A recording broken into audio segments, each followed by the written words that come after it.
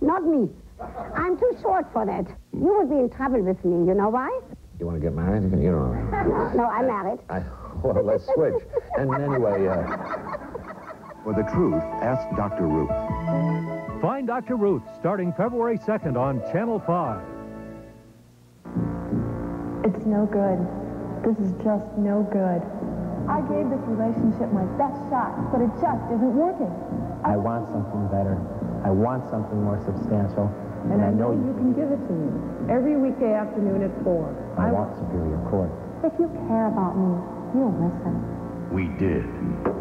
Superior Court, starting February 2nd. Find it on 5. Live from Minnesota's news channel, KSTP Channel 5, Stan Turner, Ruth Spencer, Dave Dahl, and Joe Schmidt bring you the Eyewitness News Update. Good evening, everyone. The head of the Minnesota National Guard wants to investigate the use of fire hoses on protesters last night at Twin Cities International Airport. Air Force reservists sprayed water on dozens of demonstrators attempting to scale a security fence at the military post. The protesters were displaying their opposition to Guard training missions in Central America. Dave Andrews reports here on a further protest today and the reaction to the spraying last night. Members of the coalition of groups involved in last night's demonstration returned to the Air Force Reserve Post today. They fear that last night's incident overshadowed the issues surrounding their protest, U.S. military involvement in Central America. But it was the use of fire hoses that drew the headlines this morning. Many of the demonstrators expected to be arrested for illegal trespass when they scaled ladders placed over the barbed wire fence. They were not prepared for the dousing they received in the sub-zero temperatures.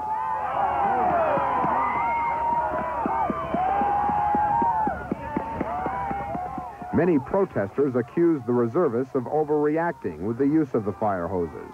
Well, I think it's shades of Bull Connor in Minnesota. I'm really astonished on a night like this, but that's not my concern. My concern is what is happening in Nicaragua, and that's why I'm here. A reserve spokesman today refused to discuss the decision to use the water hoses, saying he did not want to, quote, contribute to the advertisement of this group's cause, end quote. The spokesman questioned why the demonstrators tried to enter reserve property when they were protesting against Air National Guard missions. One protester suffered 2 broken ankles during the incident when he jumped from the ladder placed over the fence. 21 demonstrators who trespassed onto reserve property were given warning letters ordering them not to re-enter the military reserve or face arrest. At Twin Cities International Airport, I'm Dave Andrews for the Eyewitness News Update. And tonight, in our Minnesota Feedback phone survey, we've been asking your opinion on how the reservists dealt with the protesters last night. Our question is, did the Air Force reservists act properly when they sprayed water on the protesters? Well, so far, 4,435 of you have called in to say, yes, they did act properly. 858 of you say no, they did not. If you'd like to take part in this, you can still do so if you are part of the AT&T system. Now, if you say yes, they acted properly, call 1-900-210-1900. That's 1-900-210-1900. If no, call 1-900-210-1909. That's 1-900-210-1909. And please remember, each call costs you 50 cents. We'll bring you the results later in the newscast. Ruth?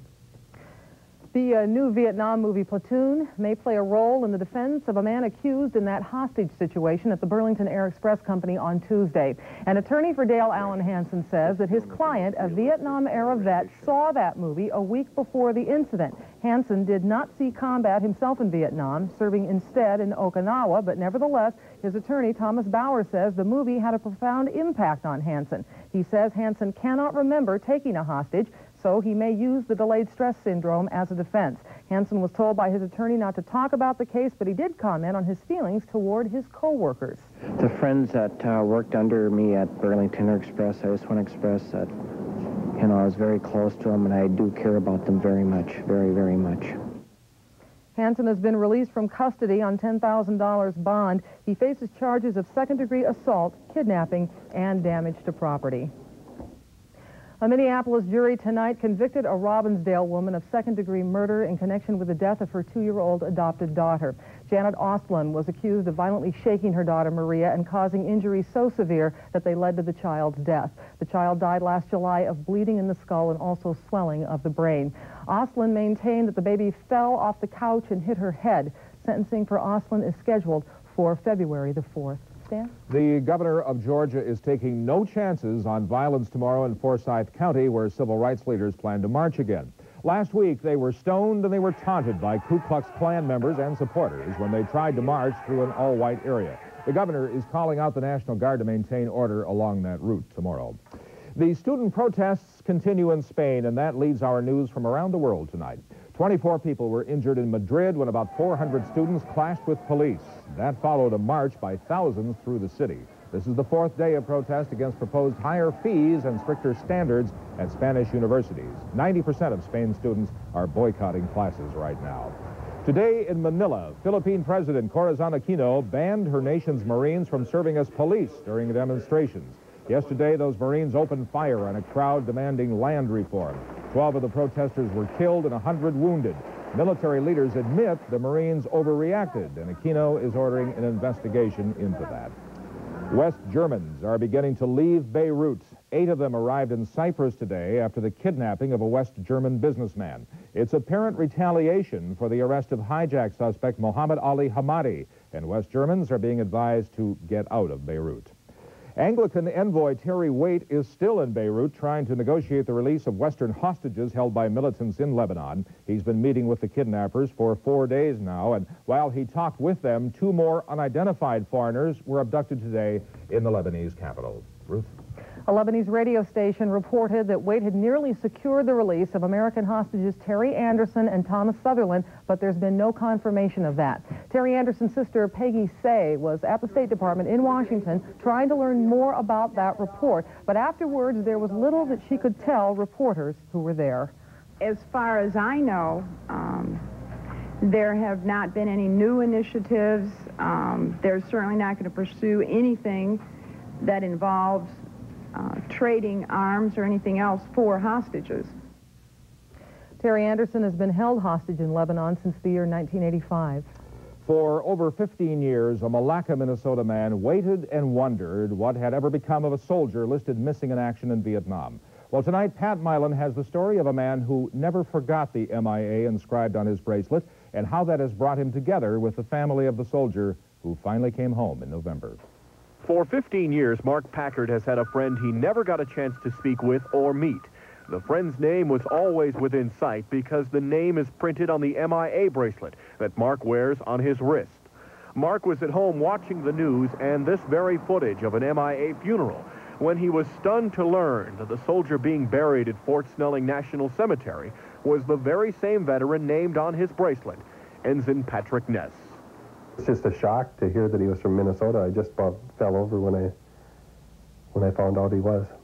The news that Ensign Ness had died made Mark sad, but he said it was a relief at least knowing what had happened to the soldier who had been missing in action for nearly 2 decades.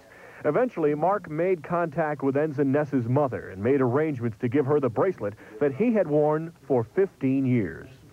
It was really such a surprise, and it was a nice thing for him to do. Mrs. Ness and Mark have never met, but they plan to get together soon because they both share a common interest in Ensign Ness's past.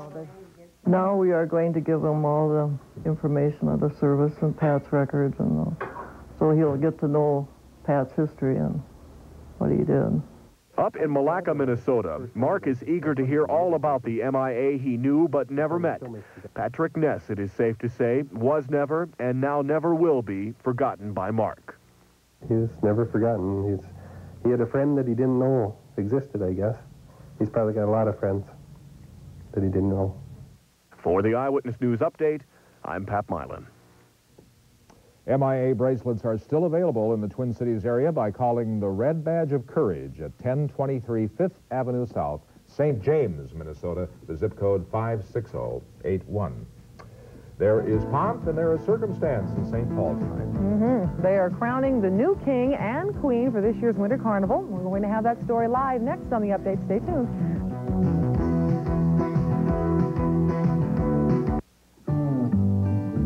This father and son are alike in almost every way. The only real difference between them is age. Because the son is younger, statistics show he's a better life and health insurance risk, so he can buy insurance at lower cost. Basing premiums on risk makes it possible to give you the fairest life and health insurance rates possible.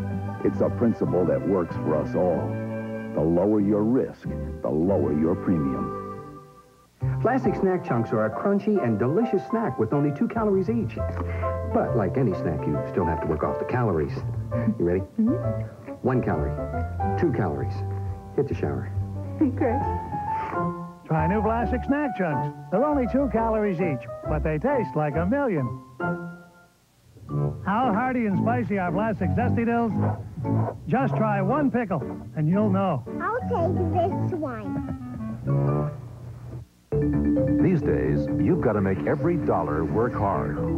That's why I use a Prowl tank mix on my corn. An early post-application of Prowl with Bladex or Atrazine saves money on every acre. And you just can't beat Prowl for superior grass control in corn. Prowl is tough on weeds and saves money, too. Cost up to $6 an acre less than Lasso or Dual. Prowl, your best herbicide value.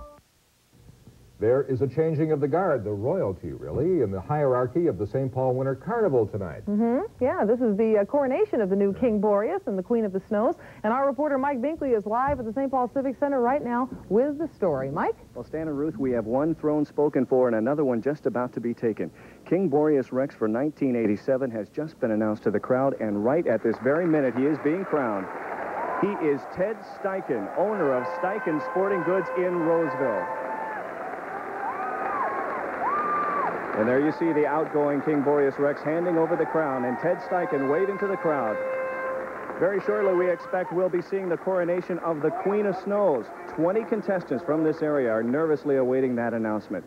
In the meantime, we've been experiencing all the pomp and pageantry you expect of these coronation ceremonies, and we've had fun with the outgoing royal family taking off of the Chicago Bears and doing the royal family shuffle. But again, the moment everyone's waiting for is the crowning of the new Queen of Snows, and we'll let you know if that happens by the end of this newscast. Stan and Ruth?